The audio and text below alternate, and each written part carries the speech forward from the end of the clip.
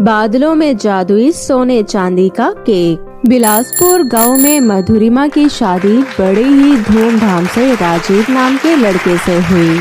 राजीव एक निकम्मा और आवारा लड़का था। उसके माँ बाप ने ये सोचकर उसकी शादी करा दी ताकि शायद वो शादी के बाद सुधर जाए। शादी के कुछ सालों तक तो मधुरिमा के जीवन में सब कुछ ठीक रहा और उसे सोनम नाम की एक बहुत ही प्यारी बेटी हुई। मुबारक हो बहू, हमारे घर तो लक्ष्मी आई है। आपको मैं बहुत मुबारक हो माँ जी। माँ जी, ये कहाँ है? कहीं दिखाई नहीं दे रहे।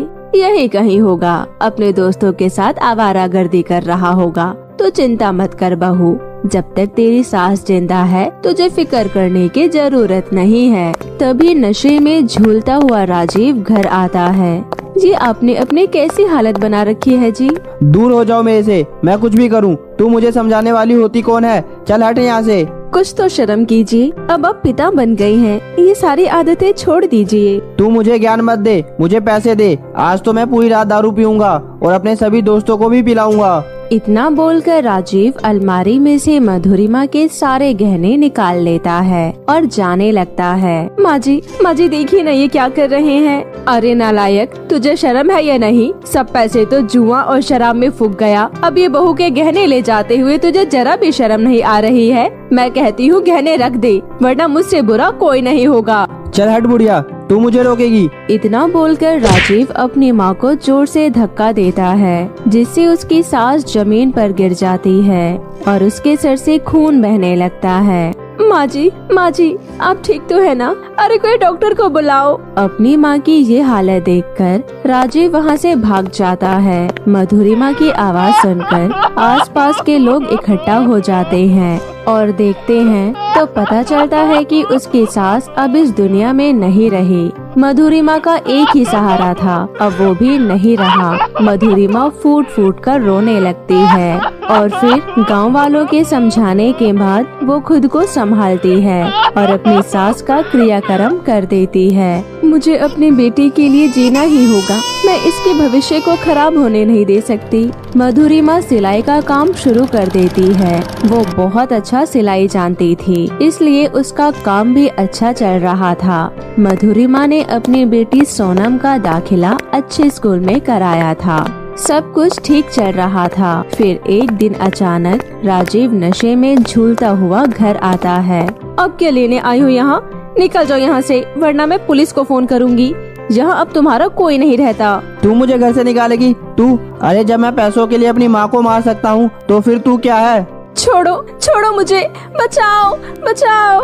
मधुरिमा के चिल्लाने की आवाज सुनकर राजीव वहाँ से भाग जाता है। अब मधुरिमा को वहाँ रहना सुरक्षित नहीं लग रहा था, इसलिए वो अपनी बेटी सोनम को लेकर शहर आ जाती है। सोनम अब बड़ी हो चुकी थी और वो बहुत ही मेहनती और ईमानदार लड़की थी। उसकी ईमानदारी को देखकर मधुरिमा की मकान मालकिन अनुराधा ने उसे अपने घर में पनाह भी दिया, साथ ही उसे अपने केक की बेकरी में काम पर भी रख लिया। सोनम ने बहुत ही जल्दी केक बनाना भी सीख लिया। सोनम का बनाया हुआ केक इतना स्वादिष्ट होता कि हर कोई उसी की बेकरी से केक खरीदने लगा।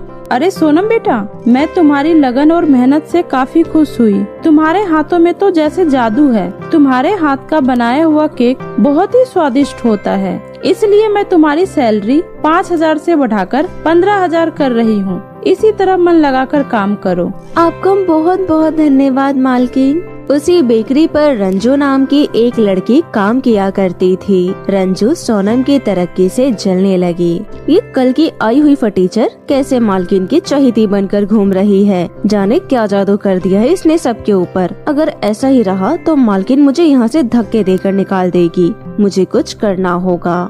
एक दिन अनुराधा सोनम से कहती है, सोनम बेटा, आज एक बहुत ही स्पेशल ऑर्डर आया है। इस शहर के मशहूर बिजनेसमैन राधे श्याम के बेटे का जन्मदिन है और उनके लिए तुम्हें ही केक बनाना है और मुझे पूरा यकीन है उन्हें तुम्हारे हाथों का केक जरूर पसंद आएगा। और अगर ऐसा हो गया तो हम बहुत जल्दी मालामाल हो जाएंगे। जरूर मालकिन, देखना मैं इतना स्वादिष्ट केक बनाऊंगी कि सब हैरान रह जाएंगे। और फिर सोनम केक बनाने में लग जाती है। पूरे दिन की मेहनत के बाद केक बनकर तैयार हो गया।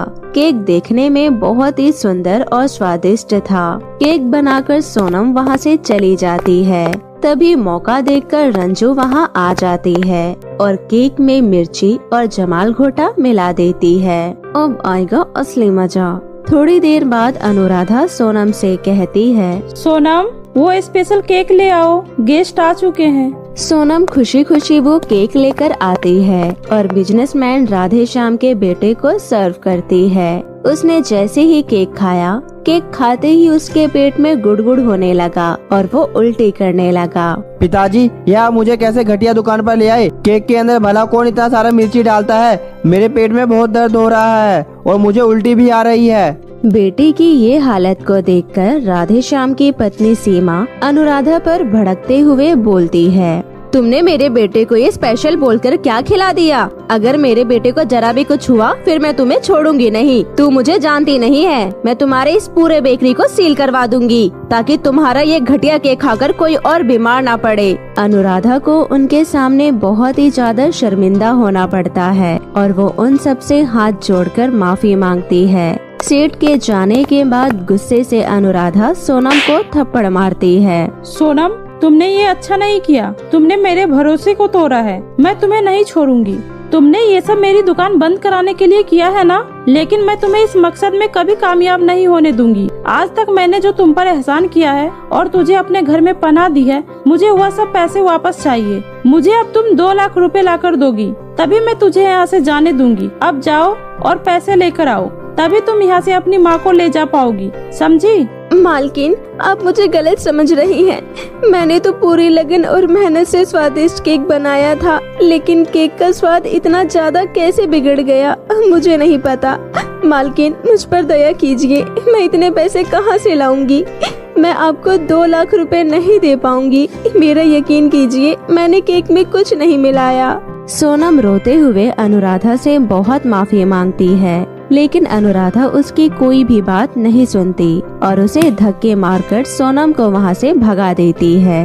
ये देखकर रंजू मन ही मन बहुत खुश होती है। सोनम रोते रोते वहाँ से जा रही थी। उसे कुछ समझ नहीं आ रहा था कि आखिर वो इतने पैसे कहाँ से लेकर आए। तभी उसे रास्ते में पैसों से भरा हुआ बटुआ मिलता है। अरे, ये किसका बटुआ है? बटुए में तो बहुत ही ज्यादा पैसे हैं। जिसका गिरा होगा वो कितना परेशान हो रहा होगा। मुझे यहीं रुककर बटुए के मालिक का इंतजार करना चाहिए ताकि मैं इस बटुए के मालिक को ये बटुआ दे सकूं। तभी अचानक वहाँ पर एक बूढ़ी औरत आई और बोली, बेटी सुनो, क्या तुमने यहाँ मेरा बटुआ देखा है क्या? मैं अभी अभी इसी रास्ते से गुजरी थी और मुझे लगता है मेरा बटुआ यहीं कहीं खो गया है। हाँ अम्मा, ये लीजिए आपका बटुआ। इसमें रखे सारे पैसे गिन लीजिए। ये कहते हुए सोनम ने उस बूढ़ी औरत के हाथों में बटुआ थमा दिया। तभी वो बूढ़ी औरत एक सुंदर परी में बदल गई और सोनम से बोली, सोनम, तुम बहुत ही ईमानदार और अच्छी लड़की हो।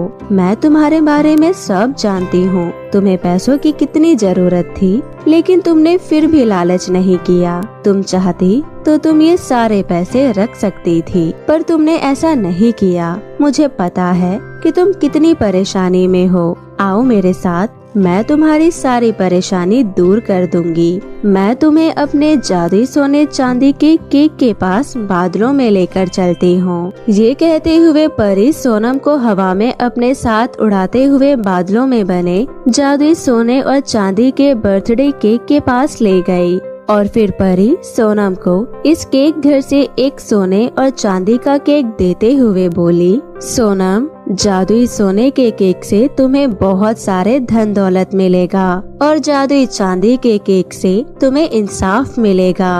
अब तुम जाओ और चांदी का केक सबको खिलाओ। जो भी गलत होगा वो खुद ही अपना जुर्म कबूल कर लेगा। अब तुम जादुई सोने और चांदी के केक की मदद से अपना और अपनी माँ का जीवन खुशी से बिता सकती हो। सोनम परी का धन्यवाद कर जादुई सोने और चांदी का केक लेकर अनुराधा की दुकान पर पहुंची। सोनम ने जादुई चांदी का केक सबको खिलाया। जादुई चांदी का केक खाने के बाद रंजू मालकिन अनुराधा को सारी सच्चाई बताते हुए बोलती है कि सोनम निर्दोष है, उसने कुछ नहीं किया। सारी सच्चाई जानकर अनुराधा ने रंजू को धक्के मारकर दुकान से निकाल दिया और उसके बाद उसने सोनम से भी माफी मांगी। घर आने के बाद सोनम ने मन ही मन सोचा, रंजू को तो उसकी की सजा मिल गई, लेकिन एक और इंसान है जिसे उसकी की सजा जरूर मिलनी चाहिए। और ये सोचकर सोनम अपनी माँ के साथ अपने गांव लौट आती है और घर आकर अपने पिता को चांदी का केक खिला देती है। केक खाने के बाद राजीव खुद ही पुलिस स्टेशन जाकर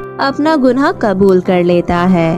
कत्ल के जुर्म में राजीव को उम्र कैद की सजा मिलती है और सोनम अपनी माँ के साथ जादुई सोने चांदी के केक के साथ हंसी खुशी रहने लगती है। तो मेरे प्यारे दोस्तों, कैसी लगी आपको हमारी ये कहानी? हमें कमेंट करके जरूर बताएं और इसे अपने दोस्तों के साथ भी शेयर करें। और हाँ दोस्तों, अगर आपने अब तक हमारे चैनल चंदा टीवी को सब्सक्राइब नहीं किया है तो प्लीज जल्दी से नीचे लाल बटन दबाकर अभी कर लें। तो मिलते हैं आपसे फिर किसी नई कहानी के साथ। तब तक के लिए आप अपना ध्यान रखें। धन्यवाद।